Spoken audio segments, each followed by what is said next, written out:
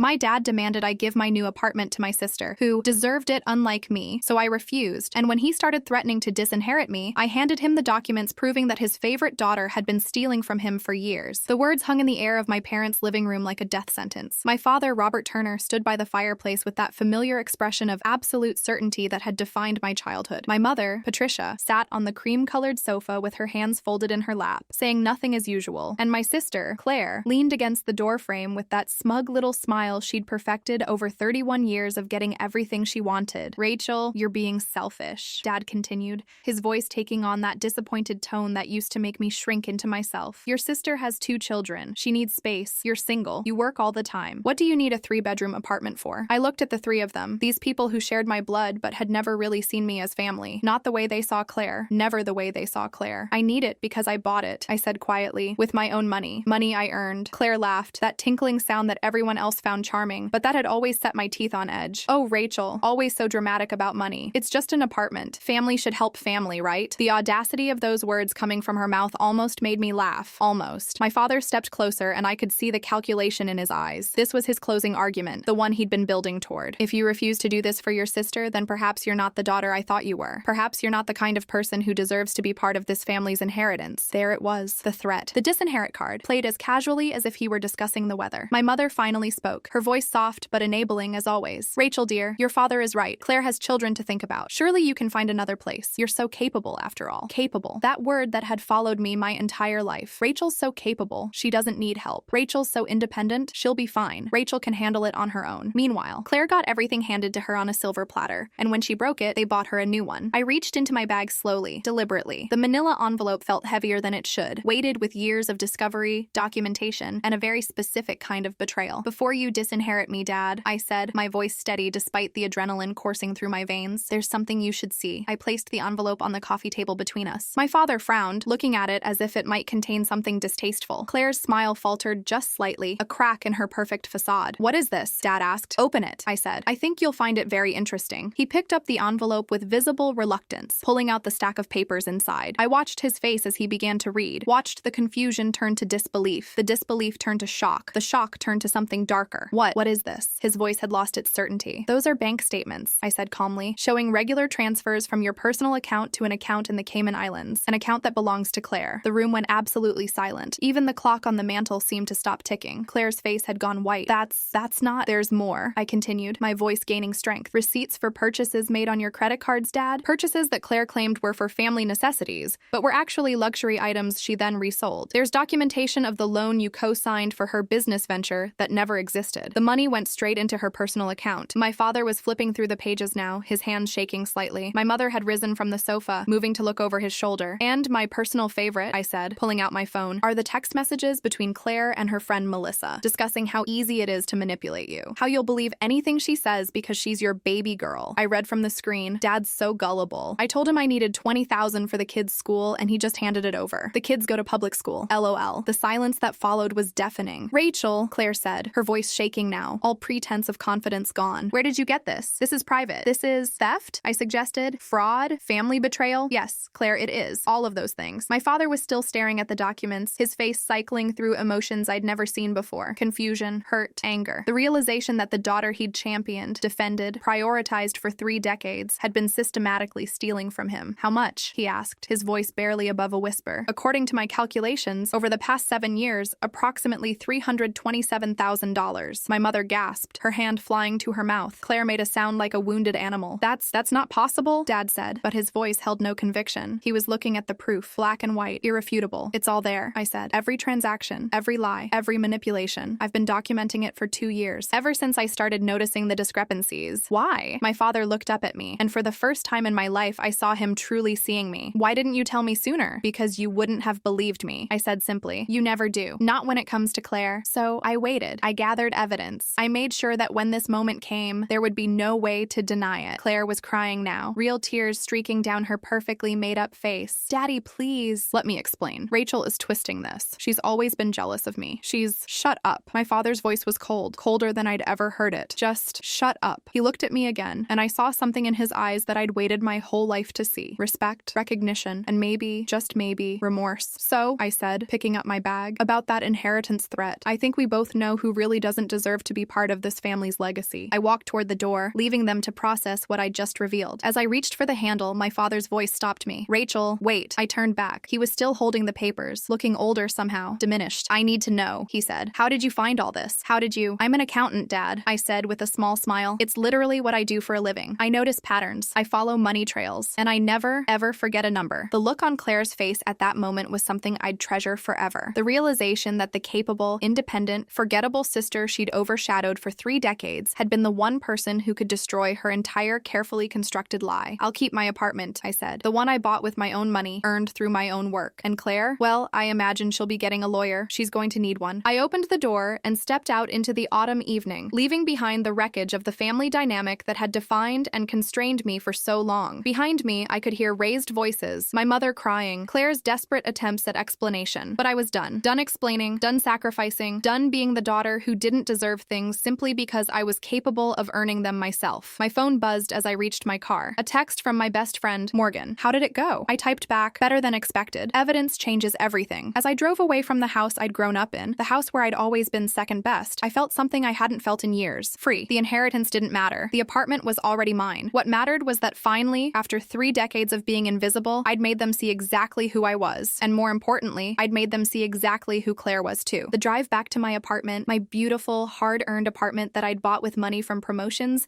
Claire said I only got because I had no life, took 40 minutes through evening traffic. 40 minutes where my phone wouldn't stop buzzing. Text from Mom. "Rachel, please come back. We need to talk about this calmly." Text from Claire. "You've ruined everything. I hope you're happy." Text from Dad. Nothing. Radio silence from the man who just threatened to disinherit me for not giving away my property. I turned my phone to silent and focused on driving. My hands were steady on the wheel, but my mind was racing through everything that had led to this moment. It hadn't started 2 years ago, as I'd told them. It had started much earlier than that. I was 8 years old when I first understood that I was different from Claire in my parents' eyes. It was Claire's 5th birthday party, an elaborate princess-themed event at our house with a bounce castle, pony rides, and a professional photographer. 3 months later, my 11th birthday was celebrated with a cake from the grocery store and dinner at home. When I asked why we couldn't have a party like Claire's, my mother had smiled and said, "Oh, honey, you're not really a party person, are you? You're more mature than that." Mature, capable, independent. All words that really meant you don't need the same love and attention we give your sister. In high school, Claire got a new car for her 16th birthday. I got a used bicycle and was told I could save up for a car myself, which would build character. Claire's college tuition was paid in full. Mine came with the expectation that I'd work part-time and take out loans because it would make me appreciate my education more. When Claire dropped out after 2 years to find herself, my parents supported her journey of self-discovery. When I graduated summa cum laude with a degree in accounting and immediately got a job at a prestigious firm, my father's only comment was, "Well, that's what we expected from you." The pattern had been there my entire life. I just hadn't had a name for it until I was in my 20s and found myself in therapy, trying to understand why I felt simultaneously invisible and overburdened. "Golden child and scapegoat," my therapist, Dr. Nina Reeves, had explained. "It's a classic narcissistic family dynamic. Claire gets unconditional love and support regardless of her behavior. You get conditional approval based on your achievements, and even then, it's never quite enough." "But my parents aren't narcissists," I'd protested.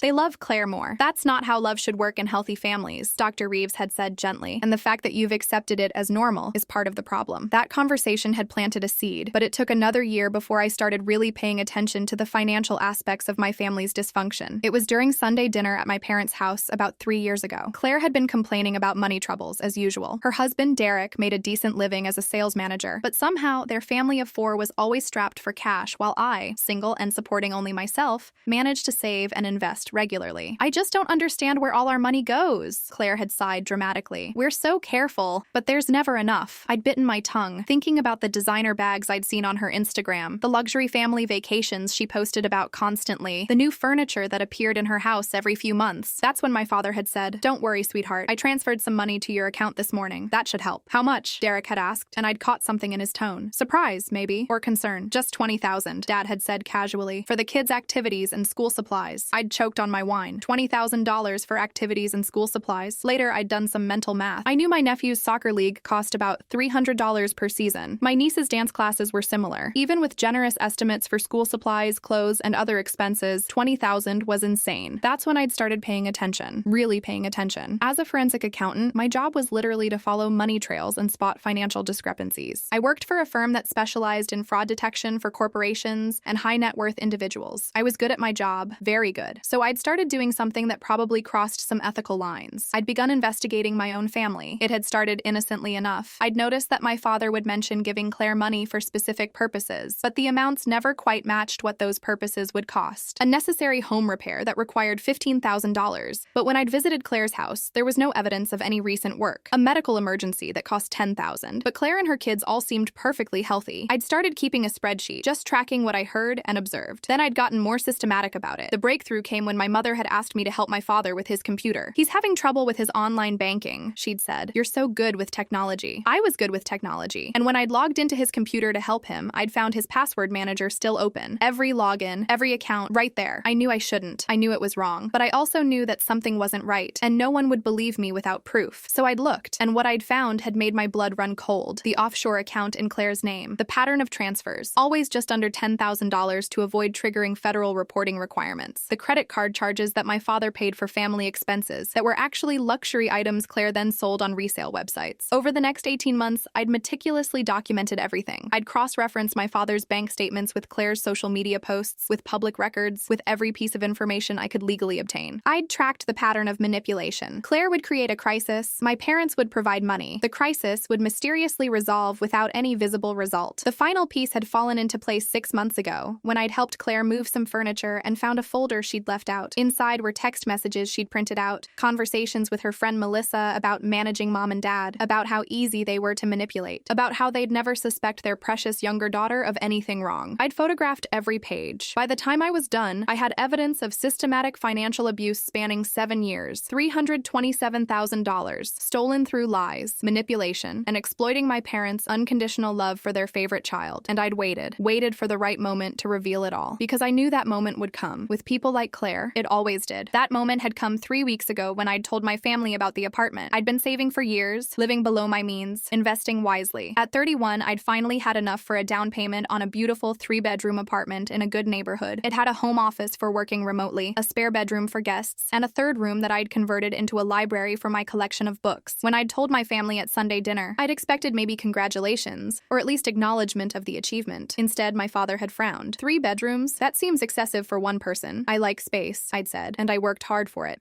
He'd said, exchanging a look with my mother that I couldn't quite read. Claire had been quieter than usual that evening, her eyes calculating as she'd looked at me. 3 days later, she'd called me crying. Rachel, I need your help. Derek and I are desperate. We need to find a bigger place for the kids, but we can't afford anything. They're sharing a tiny room, and it's just not fair to them. I'm sorry, I'd said carefully. That must be difficult. I was thinking, she'd continued, since you just bought that huge apartment, maybe we could work something out. Maybe I could rent it from you, or we could co-own it, or something. It's not for rent, Claire. I live there. But you don't need all that space. Her voice had risen. My children need room to grow. Don't you care about your nephew and niece? I do care about them, I'd said. But that doesn't mean I should give up my home. She'd hung up on me. 2 days after that, I'd gotten the summons to family dinner at my parents' house. The one that had ended with my father's ultimatum and my revelation. Now, pulling into my building's parking garage, I felt the weight of everything settle over me. I'd done it. I'd finally stood up to them, shown them the truth they'd been too willfully blind to see. My phone buzzed again as I rode the elevator up to my floor. This time, it was a call from my father. I stared at his name on the screen for a long moment before answering. Rachel. His voice sounded hoarse, as if he'd been yelling or crying. We need to talk. I think I've said everything I needed to say, Dad. Please, just come back tomorrow. Let me explain. Explain what? How you threatened to disinherit me for not giving away my property? Or how you've been funding Claire's lifestyle while she stole from you? Silence on the other end. I didn't know, he finally said. I swear to God, Rachel, I didn't know. No, I agreed. You didn't know because you didn't want to know. Because it was easier to believe that Claire needed help and I didn't need anything. That's not fair. The words hit me like a slap. Fair? You want to talk about fair? Dad, I've been taking care of myself my entire life because you and Mom were too busy taking care of Claire. Do you know how many times I've needed help and didn't ask because I knew the answer? Because I knew that any resources would go to your favorite daughter? She's not my favorite, he said, but his voice was weak. Yes, she is. She always has been. And that would have been fine. I could have lived with that if you hadn't threatened to punish me for not giving her even more. Another long silence. The money, he said finally. The $300,000. Is it really gone? Most of it, probably. Spent on the lifestyle she's been projecting on social media. The one that made her look successful while you paid for it. I heard him make a sound, something between a sob and a cough. I need to know something, I said. If I hadn't had proof, if I'd just told you what Claire was doing, would you have believed me? The pause before he answered told me everything I needed to know. I don't know, he admitted. That's what I thought. Rachel, please, don't end things like this. You're my daughter too. Then act like it, I said. Act like I matter as much as she does. Act like my achievements are worth celebrating instead of just expecting. Act like I'm not just the capable one who doesn't need love because she can take care of herself. I heard my mother's voice in the background, saying something I couldn't make out. Your mother wants to talk to you, Dad said. I need some time, I said. I need to process all of this. How much time? I don't know. I'll call you when I'm ready. I hung up before he could respond and leaned against my apartment door, suddenly exhausted. Inside, my beautiful apartment was quiet and peaceful. My space, earned through my own work, filled with my own things. For the first time in my life, I had something that was entirely mine, that no one could take away or claim they deserved more. I poured myself a glass of wine and sat in my library room, surrounded by books I'd collected over the years. My phone continued to buzz with messages I didn't want to read. Tomorrow, I'd have to deal with the fallout. Tonight, I was going to sit in my own home and feel absolutely no guilt about keeping what was mine. The inheritance threat didn't scare me anymore, because I'd already inherited what really mattered: the ability to stand on my own, to see the truth clearly, and to finally put myself first. The next morning, I woke up to 73 text messages, 12 missed calls, and 5 voicemails. I made coffee before looking at any of them, a small act of self-care that Dr. Reeves would have been proud of. Most of the messages were from my mother, variations on the same theme. Please call me. We need to talk about this as a family. You're breaking your father's heart, and my personal favorite. How could you do this to your sister? How could I do this to Claire? Not how could Claire steal from our parents for 7 years? Not how could Claire manipulate and lie, but how could I expose it? There were also messages from Claire herself, a progression from angry to desperate to threatening. You're a vindictive bitch who can't stand to see me happy. Dad's having chest pains because of you. If something happens to him, it's your fault. I'll sue you for slander. You'll regret this. Please, Rachel. My kids are crying. They don't understand why Grandpa is upset. You're destroying our family. I deleted them all without responding. The only message I actually read was from Derek, Claire's husband. We need to talk. This affects me too. I stared at that one for a long time. Derek had always been decent to me, one of the few people in my family orbit who treated me like a person rather than a resource or a disappointment. I wondered how much he'd known about Claire's theft. My work phone buzzed. My boss, Janet Williamson, was calling. Morning, Rachel, she said when I answered. I got your email about taking a few personal days. Everything okay?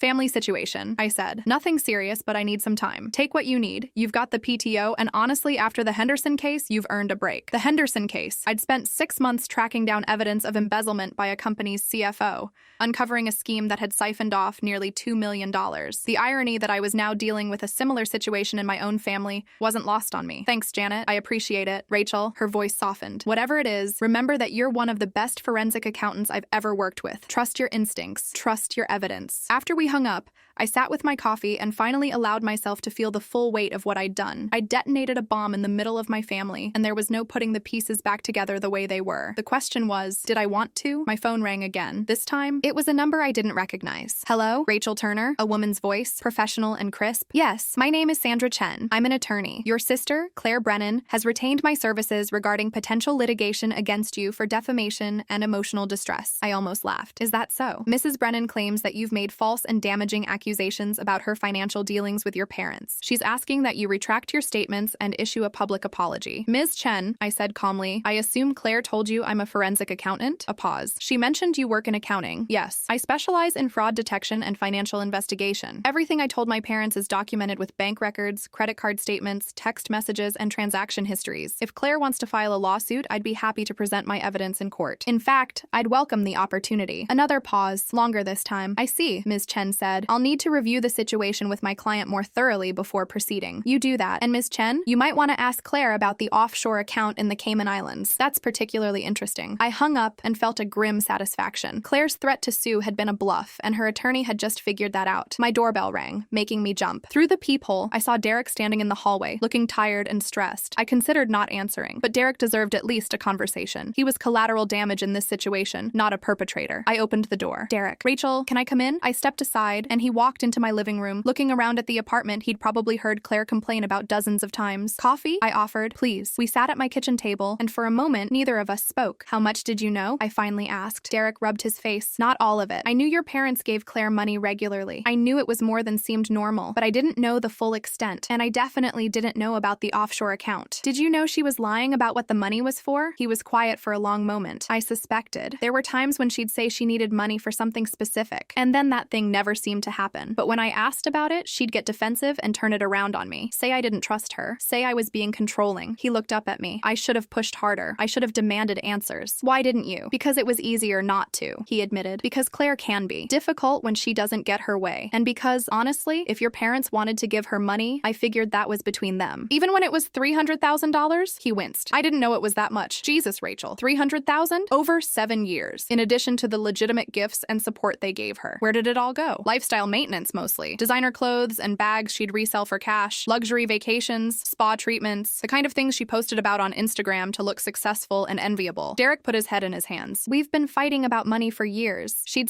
I'd ask where the money came from. She'd say it was her business. We almost divorced last year over it. Why didn't you? The kids. And because I loved her. I thought maybe if we just got through this rough patch, things would get better. Derek, people who steal from their own parents don't suddenly become trustworthy. I know that now. He looked at me with something like desperation. What happens next? Is your dad going to press charges? I don't know. That's his decision. Claire's terrified. She's been crying for 2 days straight. She says your dad won't answer her calls. Good, I said flatly. Derek's eyes widened slightly at my tone. I know that sounds harsh, I continued, but Claire has spent 3 decades getting everything she wanted by manipulating my parents' emotions. Crying, playing the victim, making them feel guilty. It's time she faced actual consequences. She made mistakes, Rachel, but she's still your sister. A sister who just spent the last 3 weeks trying to manipulate our father into forcing me to give her my apartment. An apartment I saved for years to buy. Did she tell you that part? He looked away. She said you had extra space you didn't need. She said I didn't deserve it. That's actually what she told our father. That I didn't deserve the apartment I bought with my own money because she has kids and I don't. I didn't know she said that. There's a lot you don't know about your wife, Derek. The question is, are you ready to learn? He stood up, pacing my kitchen. What do you want me to say, Rachel? That I'll leave her? That I'll take the kids and go? I want you to stop protecting her from the consequences of her actions. I want you to open your eyes to who she really is, not who you wish she was. She's the mother of my children. She's also a thief who's been stealing from her own family for 7 years. Those two things can both be true. Derek stopped pacing and leaned against my counter. Your dad called me last night. He wants to meet with me today, without Claire. What did you tell him? That I'd be there. But Rachel, you have to understand. If this gets ugly, if there are legal consequences, it affects my kids too. They're innocent in all of this. I know that. I love my nephew and niece. But shielding Claire from consequences to protect them isn't actually protecting them. It's teaching them that actions don't matter if you're charming enough or if you can make people feel sorry for you. He was quiet for a moment. You've thought about this a lot. I've had 2 years to think about it. 2 years of documenting, analyzing, and preparing for this moment. You planned this, he said, and it wasn't quite a question. I planned to have evidence when the moment came, and I knew the moment would come because people like Claire always push too far eventually. Derek moved toward the door, then stopped. For what it's worth, I think what you did took courage. Standing up to your family like that. I don't know if I could have done it. You might have to, I said, depending on what my father decides to do. After Derek left, I felt exhausted despite having barely done anything all morning. Emotional confrontations took a toll that was somehow worse than physical labor. My phone buzzed again. This time, it was a text from an unexpected source. My Aunt Linda, my mother's sister. I heard what happened. I'm proud of you. Your mother called me crying, but she needed to hear the truth. Can we have lunch this week? Aunt Linda had always been different from the rest of my family. She'd been the first to go to college, the first to live independently, the first to question the family's traditional dynamics. We'd grown closer as I'd gotten older, though I'd never told her about my suspicions regarding Claire. I texted back, yes, Thursday? Perfect. I'll pick the place. Bring your evidence. I want to see it all. That text gave me more comfort than a dozen apologetic calls from my parents would have. Someone in my family believed me. Someone validated my actions. The rest of the day passed in a strange limbo. I cleaned my apartment, organized my home office, did laundry, normal tasks that felt surreal,